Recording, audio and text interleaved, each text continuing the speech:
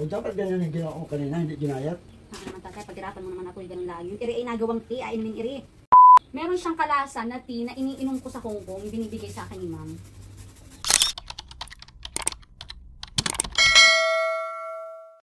Hello mga ka-tripits, me again, Majang. And for today's video, tayo ay gagawa ng avocado tea. Ayan.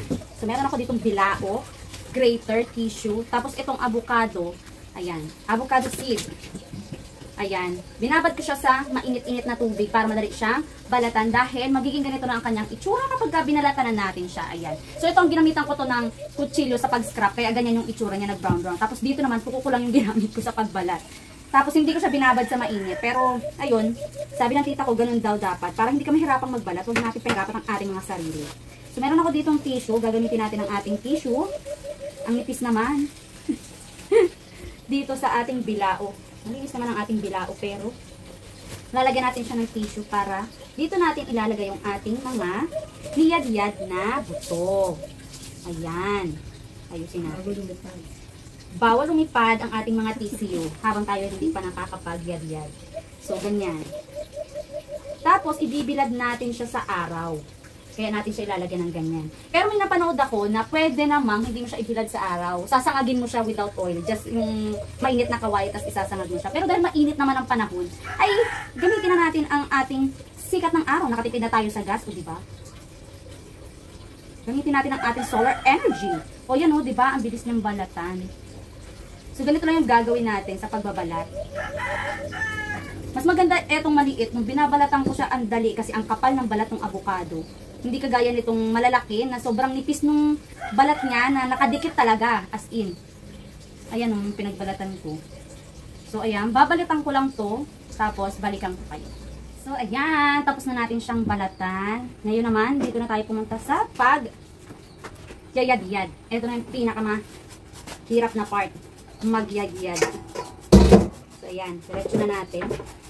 Ay, dapat din ko na isang mailit. So, etong tea na to ay na ginagawa natin. Maganda siya sa may mga high blood, mataas ang cholesterol, mataas ang sugar level, kaya sa mga diabetic, magandang-maganda to. Ito ay perfect inumin sa umaga. Ayan. Basta pagkatuyo niya, pwede na natin siyang ilagay sa garapon, tapos kukuha lang tayo ng 1 teaspoon, tapos sasamahan lang natin siya ng mainit na tubig. Saka natin siya iinumin. Ito hindi mo naman siya iinumin eh. Ito hindi mo siya kakainin, kundi yung ano lang niya, yung parang tea, yung juice ba, galing. Yung juice, ano ba yan? Yung tubig na inilagay mo. Kaya kung may tea maker kayo, edi perfect! Diba? Kung wala, wag natin ipilit. Pwede namang sala-salain lang. Diba? Hindi naman yan lulutang. Nasa ilalim niya ng tasa natin kapag nilagyan natin ng mainit na tubig. Kaya, naiinom natin siya ng maayos. Or, pwede kayong bumili ng tea bag kung gusto niyo. Tapos ilagay niyo doon. Ayan. So, yan, nagbabrown talaga yung itsura niya habang tumatagal. Medyo mangalay lang talaga kapag marami kayong buto na i-grate.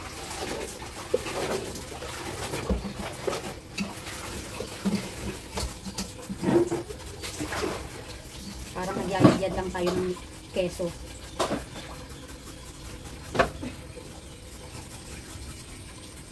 Hindi mo na ang dabaw na si ito lang kasi ko na. Sinilin.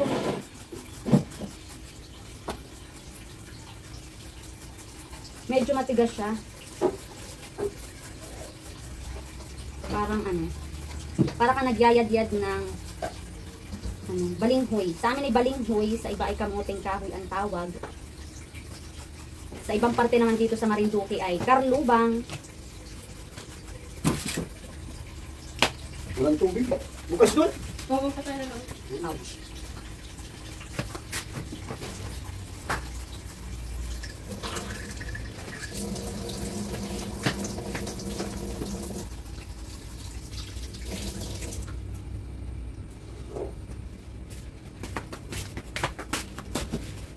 Hindi pa ito mailagay. Hindi pa yung liham ninyo. Ayun siya ang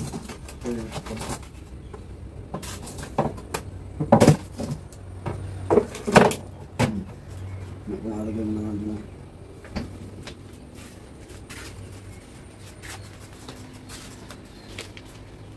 Lastis wala ako.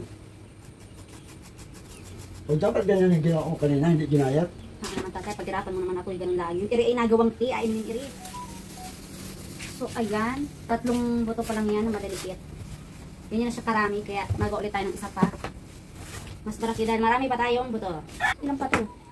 2, 4, 6 pa. Saka malaki-laki natin bilao siya i-ano, iyad-yad.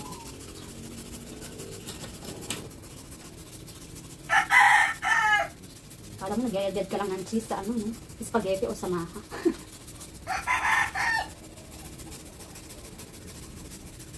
So itong buto na ito, mas madali siyang tugturin kumpara dun sa nauna kong kinudkod. Medyo matigas.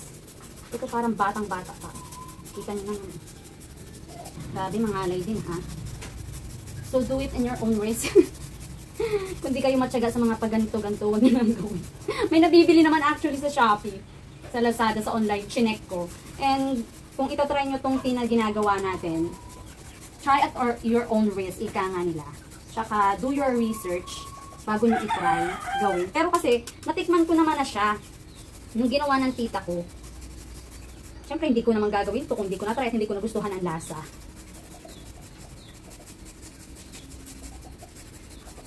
So, pinatry niya ako. Pero yun, meron siyang nilagay na konting asukal nung pinatry niya ako. Pero actually, nung second try ko, hindi ko na pinalagyan ng asukal. Meron siyang kalasa na tea na iniinom ko sa Hong Kong, binibigay sa akin ni ma'am. Kumbaga, hindi siya lasa eh, kundi parang amoy, kaamoy, ganun. Kasi wala siya talaga actually lasa kung hindi mo siya lalagyan ng honey or ng, ng asukal. At ang naging effect niya sa akin nung ininom ko siya, utot ako ng utot. Tapos dighal ako ng dighal. Para bang yung mga hangin ko sa katawan lumalabas pagka inom ko nito.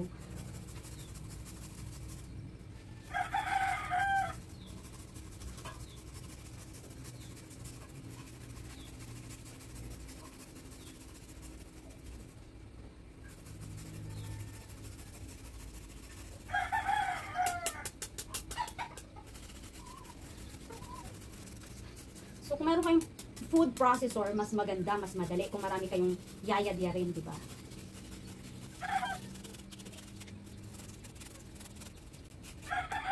Ayan, tapos na natin siyang yadya rin lahat. Grabe, nangalay ang kamay ko. Tapos ganyan, orange na siya. Tara, at atin na patuyuin. Yung isa, nauna ko nang ilagay sa bubong at napatuyo ko na. So, tara, samahan niyo ko magpatuyo na natin ng isa. Tara, sa bubong. Ilagay ko na sa bubong. So, ayun. Hintayin na lang natin siyang matuyo. Mga siguro bukas, matuyo na siya pagka maganda yung sikat ng araw. Tapos, pwede na natin siyang timplahin. Dahil maaraw na ulit, ay atin na ulit abilad itong ating avocado seed na niyad-yad. Tinanggalan ko na siya ng tissue. Itong isa dahil wala lang, trip ko lang tanggalin. Tapos ito yung isang madami, yung mas malaking bilao. Ayan. So medyo basa pa. Yung isa hindi na basa yung tissue niya. Siguro dahil mas marami to kasi 6 seeds to na malalaki yun. Parang medium at saka small na 3 pieces lang naman. So let's go. Ibilad na ulit natin ito. I-check natin ang ating mga pinatuyo. Ito yung tinanggalan ko ng tissue. At ayan, as in tuyong-tuyo na siya. Ay! Ay! Ayan o, tuyong-tuyo na siya. Nagunti siya. Ganyan na siya. Tapos, pwede na natin yung tanggalin. Ito naman yung hindi ko tinanggalan ng tissue, yung nasa malaking bilao. Medyo basa-basa pa yung ano niya. Yung iba niya, yung nasa ilalim. Tapos yung nasa ibabaw, may tuyo na. Pero since madami nga siya, yung nasa ilalim niya, hindi pa tuyong-tuyo. Although napaka-tingkad ng sikat ng araw. Huy! Ingay mo! Tapos ayan, tatanggalan ko na lang siya ng tissue para matuyo na siya sa init ng araw ng buong maghapon. Para ready na siya. So, ito na yung tuyo, ilipat na natin dito. So, bali ito ay yung pinaglagyan ng rice coffee, 1 kg. Isasalin ko na muna dito para yung nasa malaking balao dito ko na ilalagay. Grabe, ang dami niya. Maganda siguro pag nasa tibag na ito. Grabe, ang init! Ang init niya! Kailangan masyado palang pino yung pagkasko sa kanya. Dapat pala yung malalaki. Ayan. Oh, grabe, 1/4 na agad nung ano. Talagyan. Paano ko ito ngayon sasalin?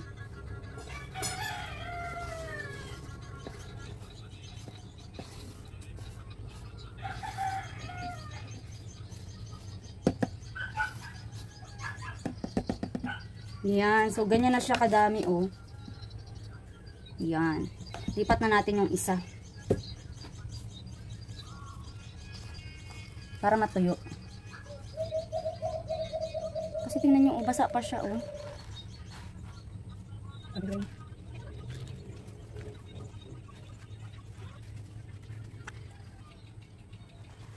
Kasi parang nababasa ng tissue. Nagmo-moist yung tissue. Kaya, lipat na lang natin ng walang tissue. Grabe, basa pa siya, eh. Sayang.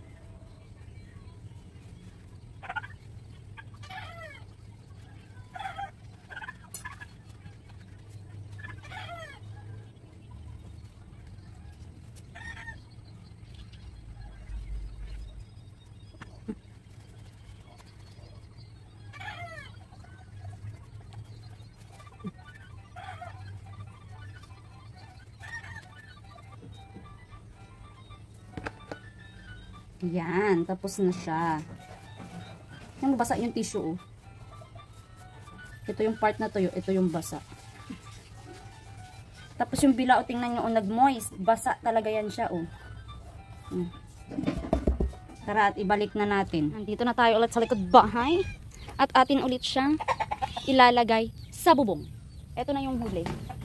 Yan, tingnan natin kung gaano karami yung mapoproduce niya. Kapag sobrang tuyo na at naisali na natin doon sa ating karap. A few moments later. Dahil maulan, kahapon na hindi maaraw, maulan naman ngayon. Oh, gasangag na lang kita. Asa na gina natin at nang matuyo na. Ayan. Yan naman ay kuha na ay. Medyo tuyo-tuyo na. Kaunti na lang ang basa. Kaya ating akuanin ay. Asa na gina? Baka masira kasi. Yung bukbukin ba, pag hindi natuyo ng maayos. Kaya, asa na gina natin?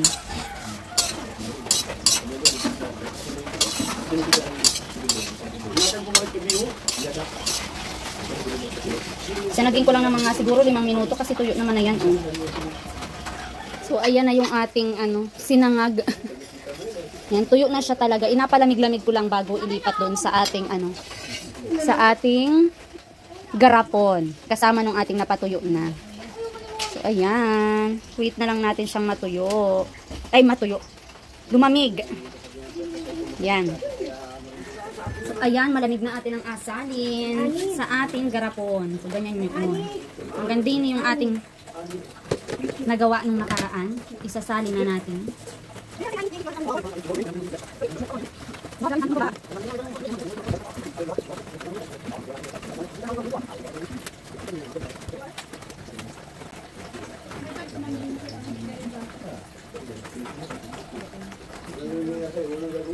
So, ganito kadami yung ating nagawa. O, diba? Mga siguro ay 3/4 ito. Wow, ang dami nating tea. So, ayan. Ready na siya. Pwede na nating timplahin sa mainit na tubig. Ayan. So, kung gusto nyo gumawa ng ganito, pwede nyo panoorin ang aking video para sa step by step. So, it's me again, Majang. Ang retired na kunyang. See you in my next vlog.